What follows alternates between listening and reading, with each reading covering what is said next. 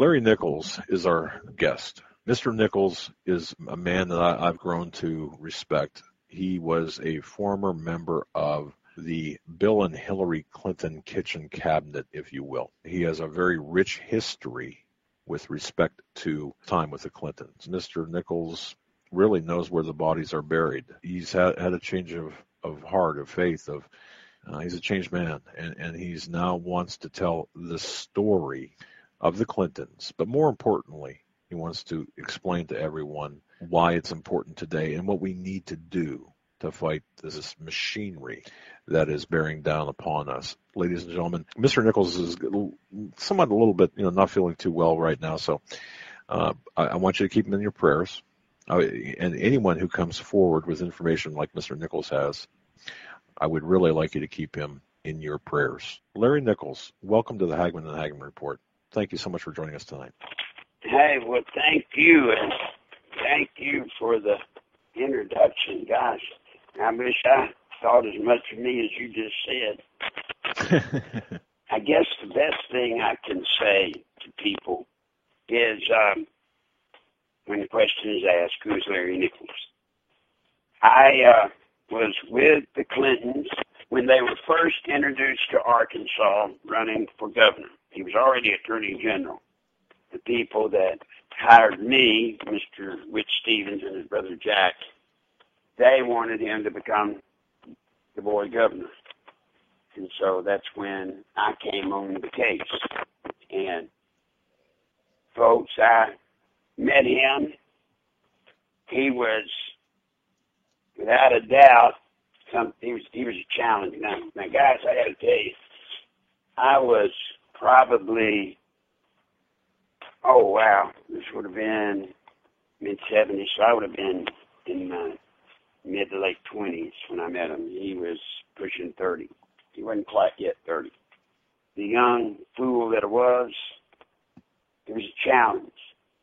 So, folks, I'm saying this to you, boring you with this little bit of an intro relative to the background so that you understand. I live this day because of a mistake I made back then.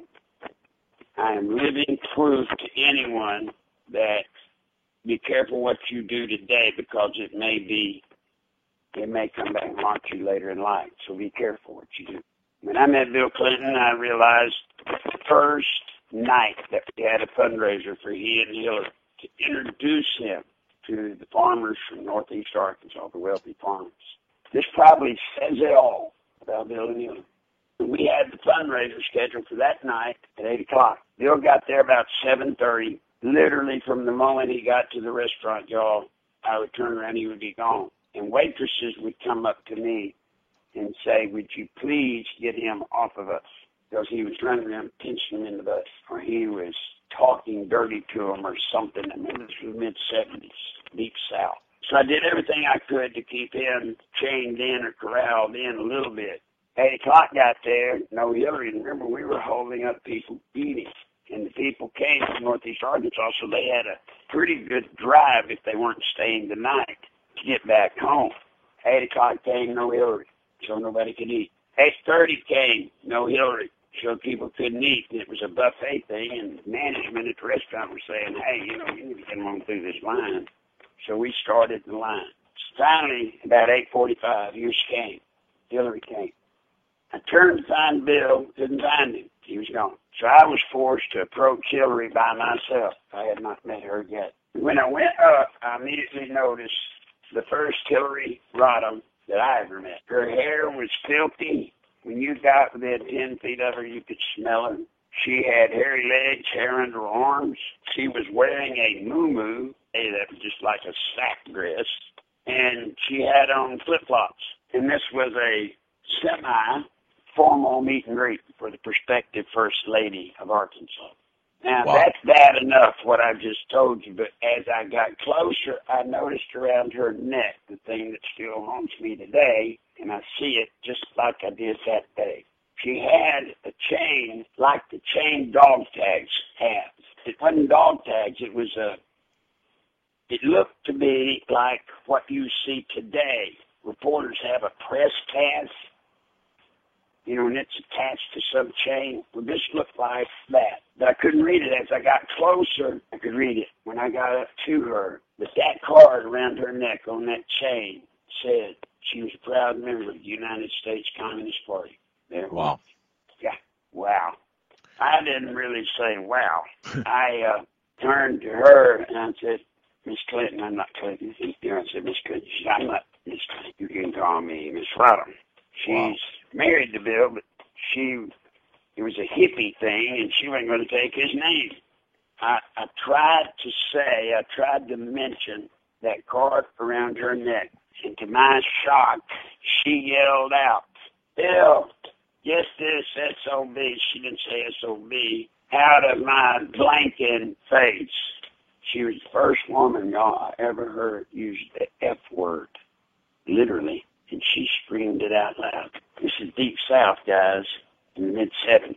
In the mid-'70s. In the Okay. mid-'70s. I wanted to crawl under a table. Well, I turned. I couldn't find Bill. I asked one of the people there, I was in such a state of shock.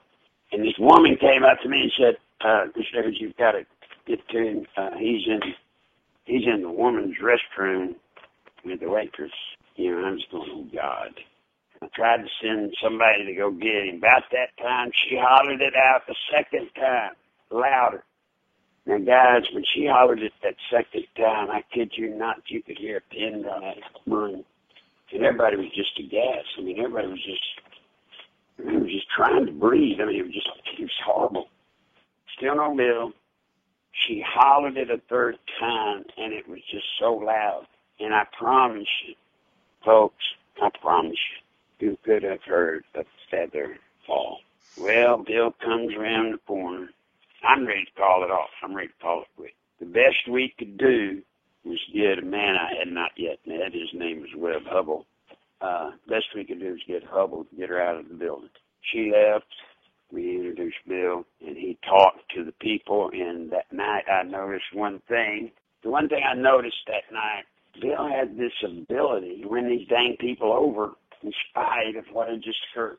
Oh, he had them laughing and giggling. The night ended.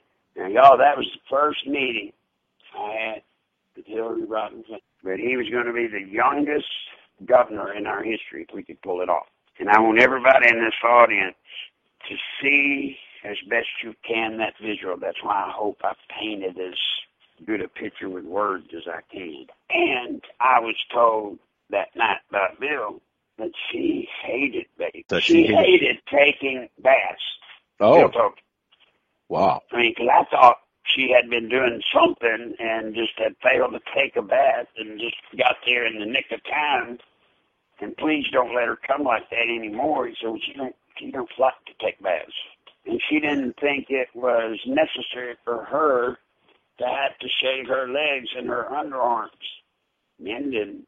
Now, that's the first visual I want y'all to remember of Hillary Rodham, who became Hillary Rodham Clinton. The next thing I want y'all to visualize, most of y'all saw it or have seen it, and that is Hillary in the Benghazi hearing when, basically, I'm paraphrasing, she said about 4 people that had died, what difference does it make they're dead?